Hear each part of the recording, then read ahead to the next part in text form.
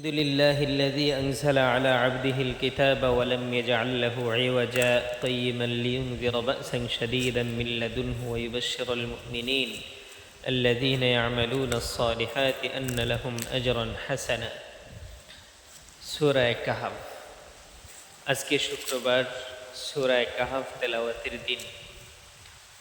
কোনো ব্যক্তি যদি শেষ জামানায় দাজ্জালের ফিতনা থেকে বাঁচতে চায়, দাজ্জালের ফিতনা থেকে যদি হেফাজত থাকতে চায়, রসুল বলেছেন ওই ব্যক্তি যেন সূরা কাহফের আমল করে, ওই ব্যক্তি যেন সূরা কাহফ মুখস্থ করে, ওই ব্যক্তি যেন সূরা কাহফের প্রথম 10 আয়াতকে মুখস্থ করে এবং নিয়মিত যেন সে তেলাওয়াত করে।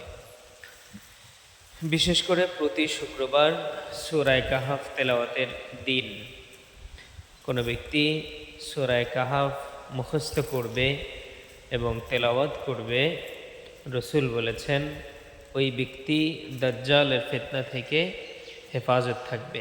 আল্লাহ পাক ওই ব্যক্তিকে দাজ্জালের ফিতনা থেকে হেফাজত করবে। এজন্য সূরা কাহফ মুখস্থ করা, সূরা কাহফকে তেলাওয়াত করা নিয়মিত, এটা বহুত বড় একটা আজিম আমল, মুবারক আমল। এজন্য আজকে শুক্রবার সূরা কাহফের আমল করব। যারা তেলাওয়াত পারি সবাই সূরা কাহফের আমল করব, সূরা কাহফ তেলাওয়াত করব।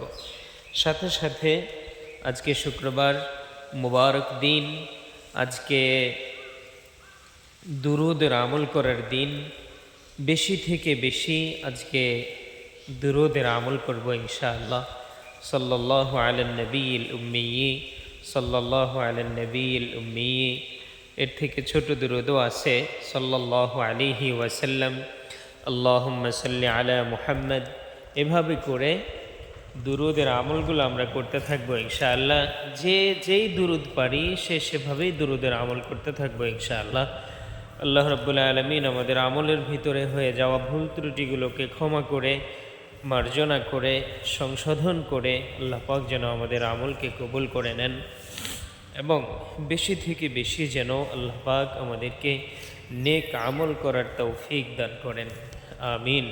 নিজ কুদরতে আল্লাহ পাক যেন আমাদেরকে সব ধরনের ফিতনা থেকে, বিশেষ করে দাজ্জালের ফিতনা থেকে, শেষ জামানার ফিতান থেকে যেন আল্লাহ পাক আমাদেরকে হেফাজত করেন, আমিন।